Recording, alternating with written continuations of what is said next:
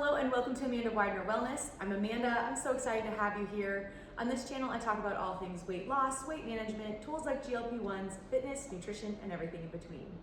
In today's video, we're just gonna have a nice casual conversation. I'm gonna call this segment Causal Friday. We're just gonna go over my week, talk about my weight management, my fitness, exciting things that happened to me throughout the week, as well as some news articles that kind of caught my attention. So that's kind of just what I'm going for today. A nice casual conversation, nothing too formal. Hopefully you enjoy it, but I'd love your feedback in the comments below. Before I dive into my list of topics to go over with you here, I do have a disclaimer. I'm not a doctor or a healthcare provider, and while I am a personal trainer and group fitness instructor, I'm not your personal trainer or group fitness instructor, so please speak with your doctor and wellness team before making any changes to your diet, exercise, or medication regimen. Everything on this channel is based purely on my opinions and experiences. All right, that's out of the way. Excuse me if I stop to drink my coffee. This is an important part of my day. Fridays, I actually teach a class in the morning, and so I need caffeine for the energy. It is a cardio dance class, and it's high intensity, and I need my body and my brain working, so I need my caffeine to survive it. So 1 second. All right, that hits. So let's talk about my week. So for those of you who are newer to the channel, welcome. Thank you so much for coming here. Over the past year, I have lost 104 pounds and counting. I started on my own trying the old way that would work temporarily in the past but never lasted, and then I added a GLP-1 into the mix. I've had some great success with it. I am on a compounded tirzepatide. I get it through Mochi Health. If you are looking for a compounded medication provider, I highly recommend reaching out to them. I'll make sure to put my code in the comments. If you go through Mochi Health and you use my code, you can save $40 off your first month. All right, so that was my start weight. My starting weight, I was 284 pounds, which was almost the highest I had ever been in my life. My current weight is 180. I am pretty lean and muscular. I went from a size 24, kind of busting out of a 24, to a size 8. So I wear an 8, kind of a medium top-bottom situation. So I'm having great success with the medication. I'm really enjoying it. I'm enjoying how it's benefiting my overall health. So let's talk about my week of eating. Nutrition is really important to me. I really like to track what I'm eating. I use my Fitness Pal to do all of my food tracking. So it's a free app. I downloaded it to my phone. When I first started, I literally just tracked food after I ate it. And then eventually I started tracking food as I was preparing it.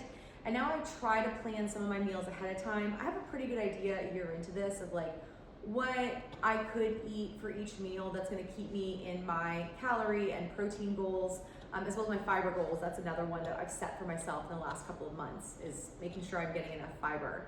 So I use my Fitness Pal to track all of that. It does it for me. I just plug in what I've eaten. I can save recipes on there. So like I like to make these yogurt bowls. And so I've already got like 3 different yogurt bowl recipes saved in my phone, and I just have to look up the title of it and put it in, and it's got all the information in there already. So it takes very little time once I start saving the recipes in my Fitness Pal. I am not sponsored by them. I use the free version of the app. I just really enjoy it. So this week my nutrition was pretty good.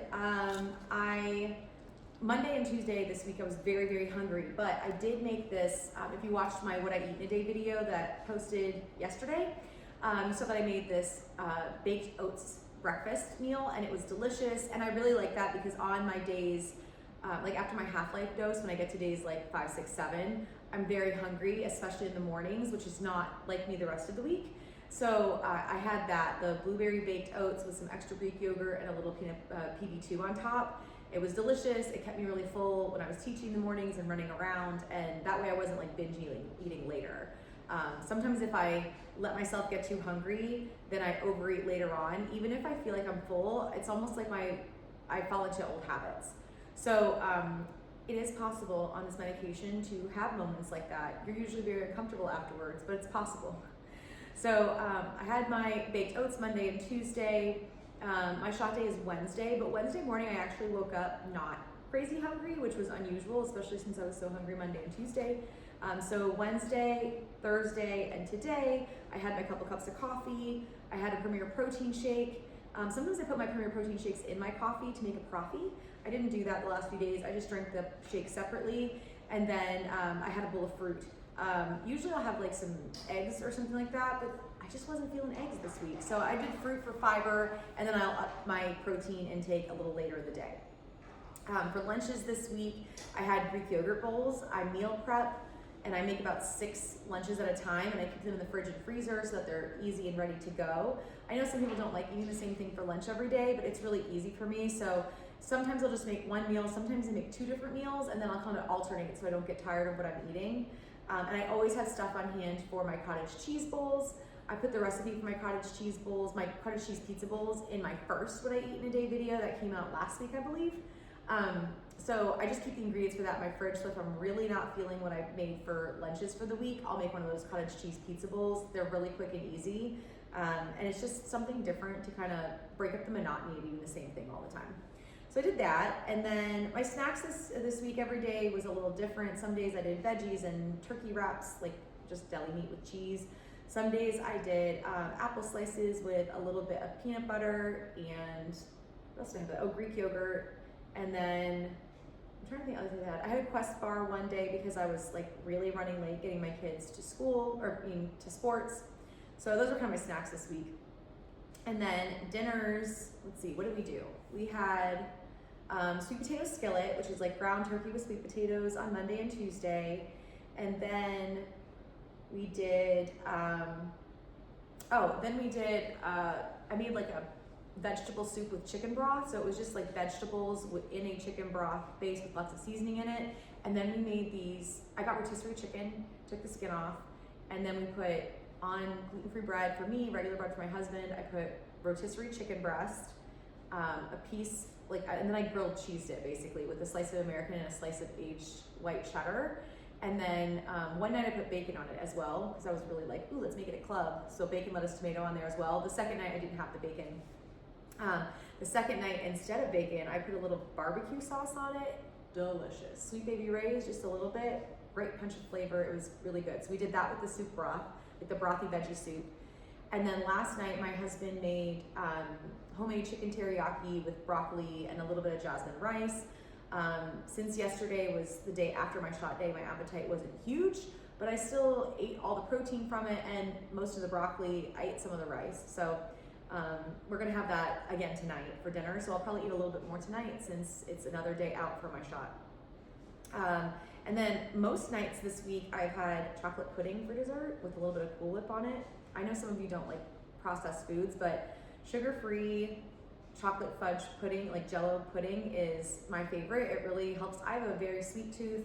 I love chocolate, and it kind of helps cure that. So that's what I had. That with some Cool Whip on top, and I kind of mix it in. So good. If I was really like wanting a crunch, I just threw some chocolate chips in it to give it like a little extra texture. But that was my week. It was pretty good. I didn't have any moments of like real weakness, which I do sometimes. I admit that. So that was my week of eating. Week of movement. I walked most days this week. When it's not so cold, I walk every morning. I go for about an hour, and that's about 3.5 miles to walk this one path that I've kind of created, and I really enjoy it. But it has been really cold in the Charleston area lately. And even if I have like my hat and my gloves and like layers of clothing, I get so cold easily now that it's been too cold. So I have a walking pad. I could get on it. I just don't enjoy walking stationary. But if the weather continues to be this chilly, I probably will. And what I'll do instead of an hour at a time is I'll do 30 minutes at a time, twice a day for the next few weeks until it starts to warm up again. Because I just can't do an hour on a treadmill. It's too boring to me. But I do enjoy walking, and I know it's good for my body. It helps me clear my head. I usually watch YouTube videos or listen to an audiobook while I'm walking, so I'm also being productive. So that's kind of like a personal thing for me. And then I teach my classes. So I subbed a class on Monday from home. So that was virtual. It was about 45 minutes of, about 25 minutes of higher intensity cardio, and then about 10 minutes of strength training with weights, and then we did some mobility training at the end. So it was a nice rounded workout. Tuesday, I did about a 45-minute from home virtual cardio workout, cardio dance. Wednesday was another class similar to the one I did on Monday, but it was an hour long instead of only 45 minutes. Normally on Wednesday nights, I also go to a cardio dance class that my friend teaches and team teach with her, but we had an event at work like a holiday party, so there was no class that night, but I did go to the holiday party. Unfortunately, because of my gluten sensitivity issues, I couldn't eat anything for the holiday meal, but I still got to enjoy being with my coworkers and celebrating everybody. So that was fun. And then today I teach a class as well. Tomorrow I'm going to miss one of my strength training classes that I enjoy, but I'm going to go to the cardio dance class.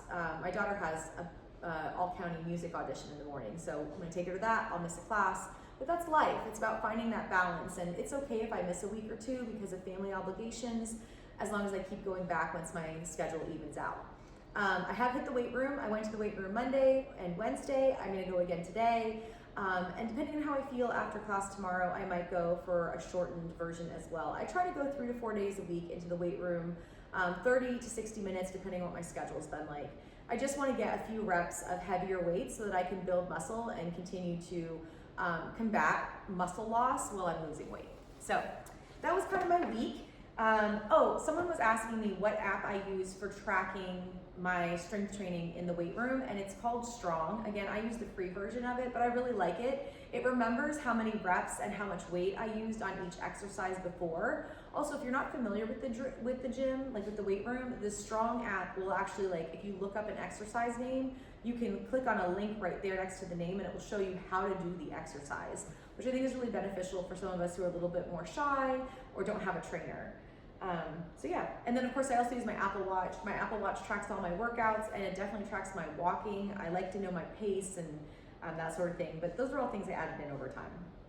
That was kind of it for me. It was a good week. I am down 2 pounds from last week. I weigh in on Sundays. I like to have like a full rest day before I get on the scale. So I haven't been on the scale since Sunday, but I was 180 last time I got on the scale. So I don't anticipate a huge loss this week because my activity levels were a little lower and my appetite was a little bit higher than some weeks. But I do expect to stay about the same. All right, what else happened this week? I had an interview with The Downsized. If you know, you know. They are a wonderful YouTube channel. So they focus on GLP1s. They talk about their weight loss story. The two of them combined have lost 150 pounds. They've been maintaining it for quite a while now. They share their personal stories, the things they like, things that have helped them along the way, news about the GLP-1 community, and they interview people who have been on this medication and talk about their journeys. And so I went on and interviewed with Christopher and Lorraine. They are lovely people. We had a great time on and off camera. So I hope to chat with them again soon. If you want to check out that interview, you can head over to The Downsized once you're done watching this one, of course. It posted last night. And so you can see me there. I would love to have your support on that as well. And then if you haven't already, like and subscribe to The Downside because that channel is fantastic. It's been a really great resource for me as I've gone through the last few months on my own journey. So, and I plan to continue being a supporter of the channel as I continue on. So I hope you will as well. So that was a great experience. One thing that was brought up during my interview that I don't think I got to elaborate on because Lorraine and I were having such a great time chatting was she asked me about my symptoms, and I said, well, weight loss is the best symptom, right? Which I stand by, but I have had some symptoms over time, and so I wanted to talk about those briefly. So when I first started on the medication, on tirzepatide specifically, when I first started on it, I did have some headaches. They were very mild. I was able to manage them with some acetaminophen, and they went away. But I did have headaches. I haven't had them in recent months. It hasn't been an issue. I am somebody who has suffered with migraines and headaches throughout my life, so I don't know if that had some sort of play in it or if it was just the changes going on in my body, or if I was dehydrated because I wasn't drinking enough. I'm not sure. So, but I did struggle with headaches for the first few weeks, but they were very, very mild. Like I said, it was mostly in the evenings, and I could take some medication and they go away. I also had a lot of fatigue, and I anytime I went up in dosage, anytime I titrated up, I would get a wave of fatigue as well. And I still have moments of fatigue, especially on like days 6 and 7 of, I have kids, 6, 7. On day 6 and 7 of my week, I tend to be a lot more fatigued. I know some people it's the opposite. When they first take the medication, like days 1 and 2, they're more fatigued. I tend to be the opposite. So I know my story is a little different when it comes to like, you know, how the medications impacted me, my version of food noise, as well as when I feel fatigue. I know it's outside the norm of what we're usually hearing, but that's my story, that's my truth. So I do get fatigue, but it's usually at the end of my dosing before it's time for my shot day. So my fatigue is not unmanageable though. Like, I would love a nap in the afternoon, but I can survive without one. But when I'm sitting down in the chair at the end of the day, once you've had dinner and the kids are in bed, I'm usually falling asleep in the chair. My husband jokes, like, I put a blanket over my lap because I'm always cold now. And once I get the second blanket to go over my upper body, he's like, oh, well, you're about to go to sleep. As soon as I have the second blanket, I'm gonna fall asleep because I'm all cozy. So I do have fatigue. It's just not, it's not a major or unmanageable side effect or symptom. I have also had some mild constipation, which is a weird thing to talk about, but I think it's important if you're on these medications or if you're on any weight loss journey. Oftentimes when people are losing weight, they'll suffer with some sort of gastrointestinal side effect because they're changing their diet. And oftentimes we're not drinking enough water. And so for me, I always had the opposite problem because I have like gluten issues. So that was never, this symptom was never something I've had to deal with before, but I just take a magnesium gummy in the evenings and everything's fine. But that was quite a surprise to me when that symptom popped up. I've never dealt with it in my entire 40 years of living until now, but it's been very mild for me. And then of course I've had some really positive side effects with inflammation reduction. You know, my body feels great, my joints feel great. Where I had knee surgery a few years ago, that was really bothering me before I started the medication, and now sometimes when I go down the stairs, I still try to go sideways because that was how I had to go up and down the stairs for the last few years. I had to hold onto the handrail. If I went down, I had to go down sideways one step at a time because the inflammation was so bad, it was very painful and I felt unsteady.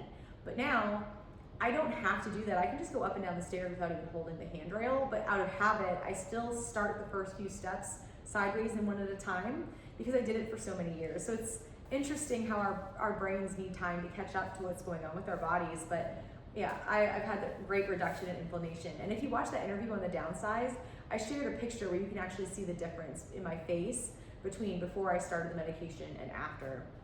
And it's really, really visual. I wanted to go over a couple of news articles really quick. So a couple things that caught my attention this week. Sip of coffee, cheers. So the first one is about, it could impact GLP-1 medication users, and the other one is about fitness. So let's talk about these. This week, a congressional bill was proposed that could impact compounding pharmacies that provide access to GLP-1 medications for thousands, if not millions, of Americans. It's called the Safeguarding Americans from Fraudulent and Experimental Drugs Act of 2025. Lawmakers are calling it Safe Drugs Act. So what this does is it proposes new guidelines and stricter FDA oversight for compounding pharmacies. However, I want to quote directly from the proposed legislation here. So this law is going to change a federal law so that a 503A pharmacy, and I quote, does not make more than 20 prescriptions in a single month, compound and drug product that is essentially, or compound any drug product that is essentially a copy of a commercially available drug product, end quote. So this bill is going to define a compounded drug as a copy if it contains, and I quote again, any active ingredient found in a commercially available drug. So that's a little concerning. One, if it has any active ingredient, the drugs that are being used in these compounding pharmacies right now, these telehealth compounding pharmacies, are semaglutide, tirzepatide, which is an active ingredient that's found in commercially available drugs like Ozempic, Wegovy, Zepbound, and Mounjaro. So that's why this caught my attention. It has, if you don't pay attention to other channels that focus on GLP-1s, it's kind of got the community up in a little bit of a tizzy right now. One thing to keep in mind when I think about this bill, well, two things to keep in mind. One, it was proposed by two congressmen from the state of Indiana. And the state of Indiana is home to Eli Lilly here in the United States. They employ over 14,000 employees in the state of Indiana. So this is very important to lawmakers from Indiana to ensure job stability and economic growth for their home state and their constituents. So there's definitely a motivator here beyond safety, and we need to remember that context matters. The other thing to keep in mind is that laws move slow. This is Daisy. She's my little Staffordshire Pit Bull mix right here. So Daisy, say hi. Say hi. Yeah, so legislation moves slow. So I wouldn't kind of panic yet. There's only 2 lawmakers who've signed on to this bill at this point. Usually when you see things like this, you're going to have a list of support from other congressmen. So we don't see that. So we don't know what kind of traction this bill is really going to get. And even if it does get some, it could take quite a while to get there. Laws don't change overnight. We have plenty of notice. So if this is something that's concerning to you, I highly encourage you to write to your congressman and let them know your concerns and why only having access for 20 prescriptions of a compounding medication is not in the best interest of patients. Because even with the other options for purchasing GLP-1 medications outside of insurance, like Lilly Direct, it is still not accessible financially wise to many Americans. For many people who are already taking these drugs through a compounding pharmacy, they are already struggling to pay the compounding dollar amount. Adding another $100 or more to that is just out of the question for them and their families, especially with the rising costs of everything right now. So let your lawmakers know that if it's something that can impact you or someone you know and love. But again, it could be a very long time before we see anything come of this. So don't panic yet. Compounding is still very much working. Personally, I don't see it going anywhere. It's been something that has been, compounding pharmacies have been around for hundreds of years. Well, I don't know the exact amount, for a very, very, very long time. They're not new in the United States. And there are other laws around them and their provisions and protecting them. And so I wouldn't panic quite yet. The other news article that caught my attention is from NYU Health. They published an article on December 9th, and it's titled, "Exercise Might Help Improve Mobility During Aging." So as a fitness professional, this really caught my attention. Working on mobility with both bariatric clients and geriatric clients, so those who have overweight and obesity or those who are aging, is something that's very important to me. None of us are getting any younger, and I have struggled with overweight and obesity my whole life, and so I really relate to my clients and participants who have these concerns. So researchers from NYU Health were exploring how aerobic exercise can boost dopamine levels and dopamine release. Dopamine is a brain chemical. It's involved in movement, reward, and memory. So when we joke about how exercise makes you happy, we're talking about dopamine, that chemical in your brain. So there was a previous study that this one kind of played on. So in the previous study, it found that young mice had a lasting increase in dopamine release after voluntarily running on like a treadmill track or like an exercise wheel for 30 days. So they took that study and then they compared it to these mice as they were aging.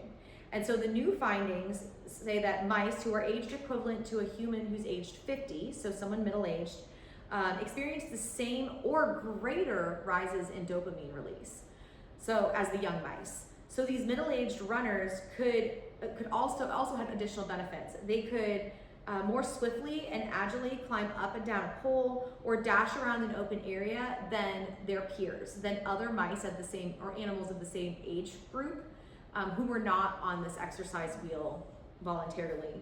So that's really interesting to see that exercise is having such a big impact on not just the dopamine release, which can impact your memory and your mood, but also on their agility and mobility. So there's a quote from the article that I wanted to read. It says, "Our findings make clear that the impact of exercise on brain health and mobility is not exclusive to the young." And that was said by study senior author Margaret E. Rice. So this is something that, those who work in fitness have known for a long time, right? There's perks of aerobic exercise. We've understood that, heart benefits, blood circulation, as well as just making sure that our joints and our ligaments move better as we continue to move and push oxygen through our body through movement, through exercise. We're going to see a lot of benefits from that. That's something that we've known for a very long time. But this study explained underlying mechanisms in an aging brain and body, which was something that we had not really had any information on before. So this links dopamine release from exercise and improved motor performance in aging mice of both sexes, both male and female. And this study could lead to insight into therapeutic approaches to aging, as well as things like Parkinson's disease, which, we're seeing that the betterment of mobility and agility is helping with things like tics and tremors, which many patients with Parkinson's disease suffer from. And so this could lead to ways of understanding how dopamine release can impact our body and our body mechanics to benefit patients with conditions like Parkinson's, which I found fascinating. So if you're wondering if you should be out there exercising and moving, if fitness is actually going to help you, yes. One of the other findings from the study basically said there are benefits up to a limit, but it didn't really matter how intensely you worked out or how long you worked out after a certain point, and that would need another study to see like what that threshold is. But after a certain point, everything kind of leveled out. So it was like the mice who didn't exercise were not seeing these results, and the mice who did exercise were having these mobility, agility, and dopamine release benefits. And then, so if you took this group and had them start exercising, they eventually would catch up. And even if this group started exercising more intensely, they would never go higher. They would just stay here. And so that's really interesting as well. I would love to see further research into that to know what that threshold is, eventually in humans. So that's kind of all I wanted to talk about today. That's been my week. Some interesting news articles I found. Again, if you haven't checked out my interview with the Downsized, I would love for you to head over there and see that. I will link it in the description below. I also will put my Mochi Health code if that's something you want to look into and save $40. But yeah, that's pretty much it. I hope that you will join me next week. I'll be back on Monday with more videos. Have a wonderful weekend. Please like and subscribe, comment below, let me know what you're gonna be doing over the weekend to benefit your health and wellness, whether it's something with your nutrition or exercise related, or just overall, like doing something that's good for boosting your mood or your mental health, right? It's the holidays, we're all really busy. Take a few minutes for yourself. I highly encourage that. But that's it for me. Thank you again for joining me on Amanda Widener Wellness. It's always my joy and pleasure to chat with you, and I'll catch you next time.